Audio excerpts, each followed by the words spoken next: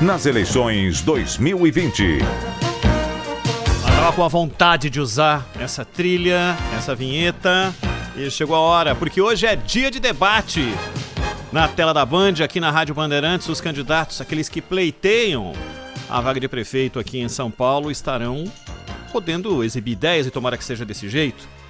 É claro que ao longo da história, né, Zaidan, foram inúmeros os momentos que proporcionados a partir de debates aqui na Band. É legal a gente lembrar que essa história que começou lá em 1982, e em 1982, né, Zaidan, nós não tínhamos sequer a possibilidade do voto, né? Foi o primeiro pleito ali que foi pro governo do estado, teve votação também para senador, mas tivemos naquela oportunidade Franco Montoro, Reinaldo de Barros, Jânio Quadros, o Lula aparecendo como candidato do PT e Roger Ferreira pelo PDT. Começo dos anos 80, os primeiros debates, depois de uma série que acabaram acontecendo e oferecendo às pessoas a possibilidade de conhecer melhor cada um daqueles que, de alguma forma, pleiteia um posto no executivo, né, Zaidan? Aliás, foi naquele ano, 82, que Minas Gerais elegeu Tancredo Neves e para o Senado foi eleito Itamar Franco. Tancredo, que foi eleito pelo Colégio Eleitoral para ser o primeiro presidente depois do fim da ditadura. E aí todo mundo sabe o que aconteceu. Itamar, que depois, como vice do Collor, assume pelo impeachment. Mas naquele ano, 82, Minas elegeu o Tancredo, que, aliás, Ronald, ele fez um governo de recuperação financeira, né? Porque os cofres aqui, isso é comum no Brasil, né? Estavam cheios de teias de aranha. Ele fez uma reforma financeira importante, cortou gastos e tal, e isso ajudou muito o Tancredo a se viabilizar para ser o candidato, além da história que ele tinha, né? Primeiro-ministro, quando houve primeiro-ministro no Brasil, etc. Mas aquela eleição em 82 foi importante porque aconteceu na sequência no país inteiro com a eleição do Tancredo em Minas. Isso, naquele ano Franco Montoro em São Paulo foi eleito, para o Senado Severo Gomes também do PMDB acabou sendo eleito, e na época o Quercia Severo Gomes que estava no helicóptero, né, do Ulisses Guimarães. Ele e o Ulisses Guimarães. Isso, e as respectivas esposas, né?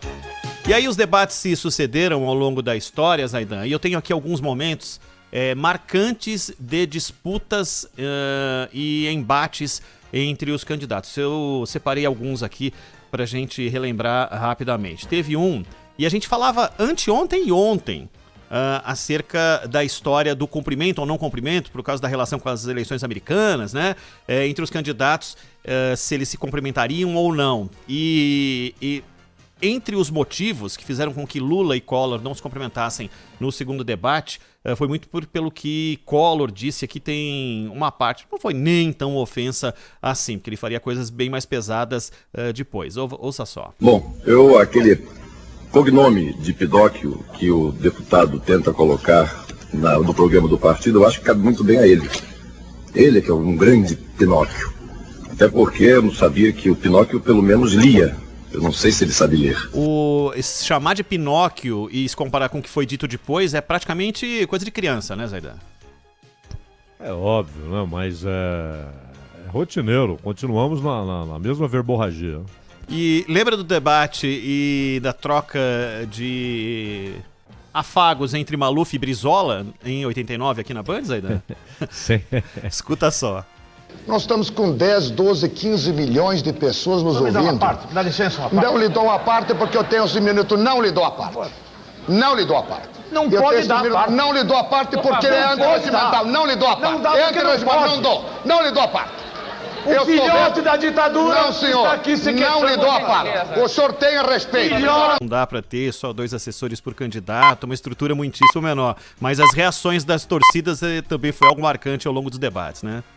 Sim, hoje, claro, completamente diferente, né? Já tivemos debates na Bandeirantes em que foi necessário ali força policial, porque fora do prédio grupos oponentes se encontravam e tal, e manifestações ruidosas, então era necessário alguma força ali para evitar problemas, né? Agora o Brizola é muito divertido, inclusive quando ele fala pro Fernando Henrique, isso já em 94, não, o Plano Real vem de longe, ele fala, vem de longe mesmo, vem da Argentina, né? Agora, ele tinha, por outro lado, ele tinha muitas vezes um comportamento ruim.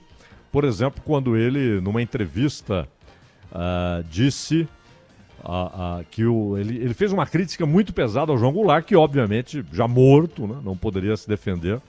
E ali foi um pouco desleal a fala do Brizola a respeito do João Goulart. Depois ele pediu desculpas e culpou, claro, o repórter lá da revista. Pediu desculpas a Maria Tereza Goulart, mas ela nunca mais teve a mesma relação com o Brizola depois daquilo. A gente, hoje de manhã, um bate-papo aqui com o Eduardo Oineg, que vai mediar o debate de hoje, esse complexo debate de hoje, porque são vários candidatos, tem 11 candidatos, um tempo muito mais diminuto para poder haver o embate entre eles, e o tempo de pergunta, o tempo de resposta e tudo mais.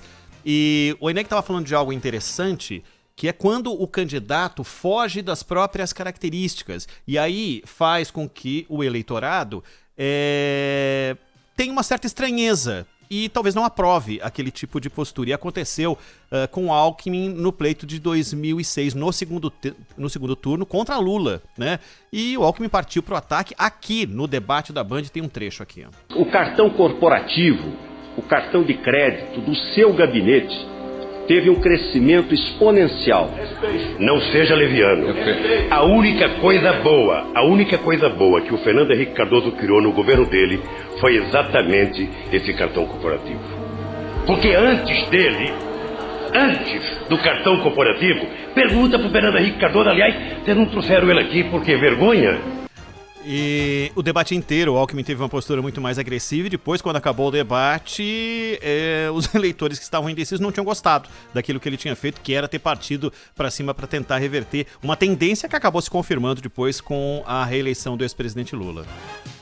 O Alckmin não era isto, né? Ele não se comportava assim, mas a situação fez com que ele tentasse mudar o temperamento ali.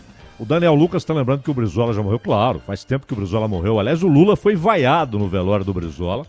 E os brizolistas no Rio cantaram, inclusive, aquela música que tem um verso que diz você pagou com traição a quem sempre lhe deu a mão. Os brizolistas cantaram isso pro Lula no velório do Brizola. Eu vou festejar, né?